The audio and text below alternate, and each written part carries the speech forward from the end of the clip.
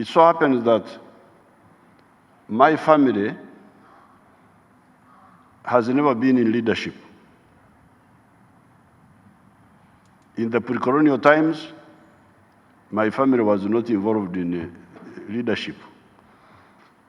Although we are related to the kings and so on by marriage, but we were never in leadership. We were only involved in the army, in fighting. If there is fighting, you call us.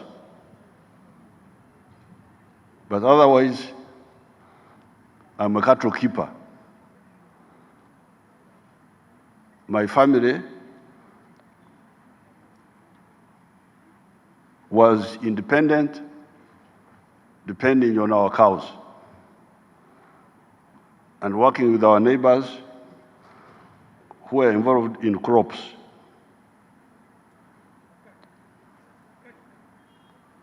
Therefore, it was only in 1970 that I was the first person in my family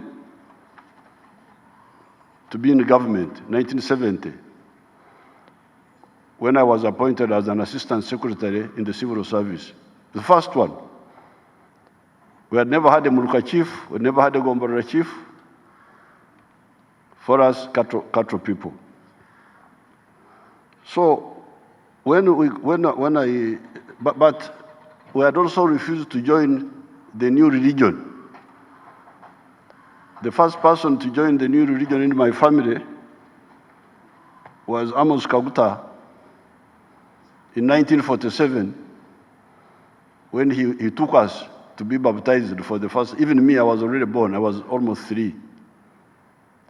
And you can imagine the religion had been here for almost 70 years, but we had refused to join it. We were in our old religion.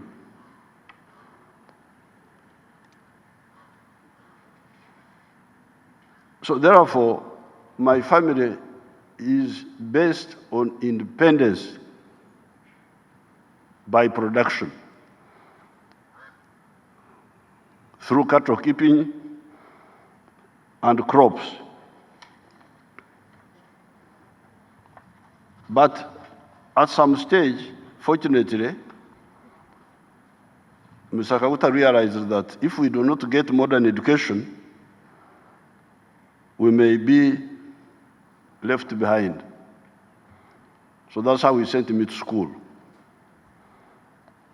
And when I went to the school system, I learned about the whole world. What happens here, what happens there, what happens here.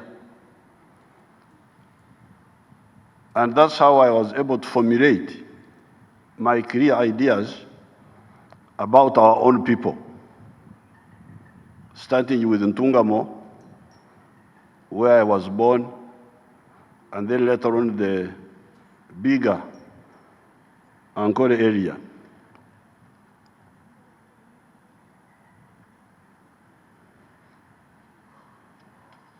In the school system, I learned about the world,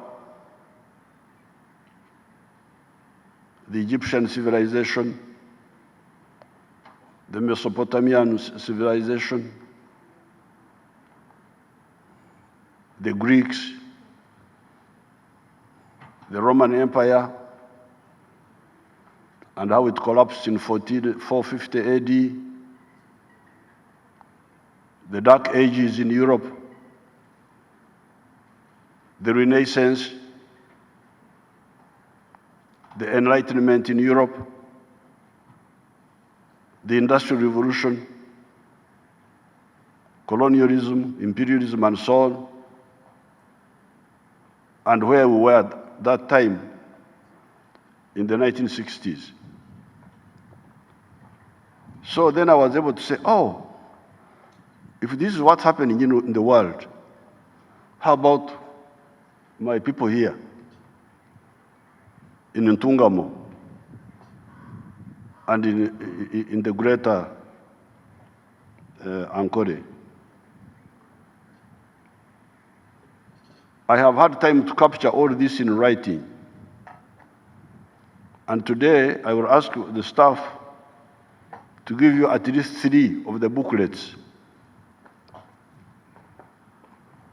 which I have given you before, but in case you lost them, I will give them to you again.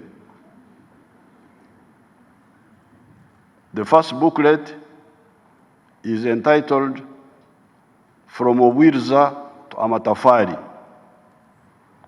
Obwiriza is the Nyankore word for the grass you thatch the house with. When the grass is in the bush, Banyankore call it ebinyatsi, obunyatsi.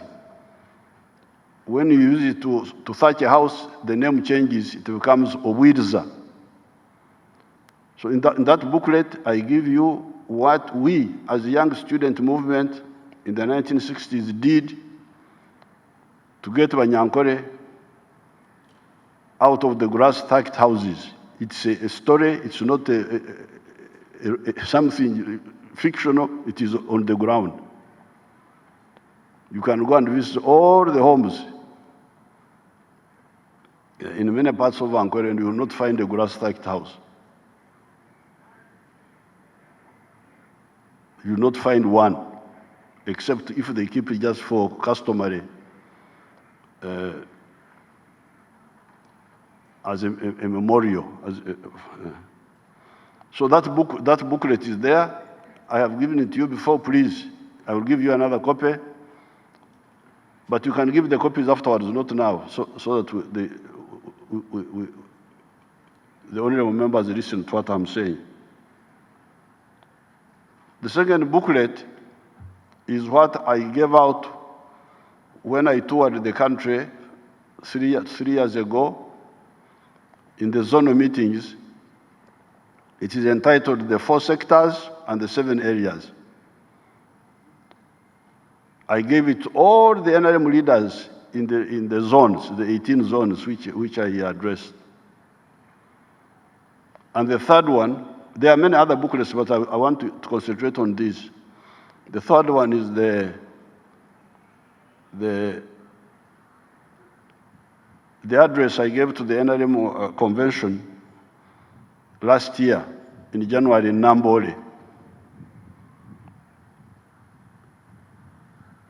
I think that I had given it a title that time, but this time, when I write a new version, I think I will entitle it, How Africa Missed the Bus of History. So in these booklets, I bring out what I found in 1959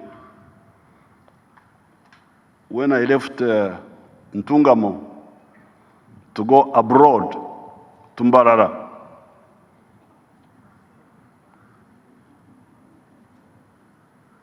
Ntungamo is only 40 miles from Mbarara, but for us, we thought it was so far away.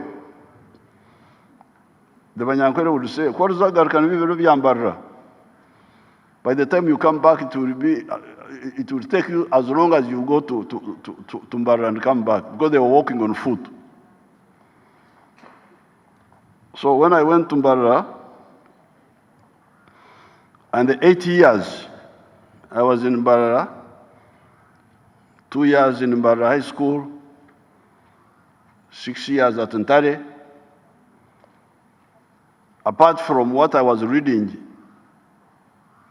in the school system, which was exposing me to what was happening in the whole world, I saw 3 examples which helped me to clarify my views. Example number 1 was the Mbarara government stock farm. When I visited Mbarara government stock farm, I could see that they were doing things different from the way we were doing things in Ntungamo. Because in Ntungamo, we were all democratically outside the money economy. I happen to be privileged to have been involved in this effort for the last 60 years. trying to change the lives of the people of Uganda. So what I tell you is not hearsay, is not what I heard people talking about, it is what I know.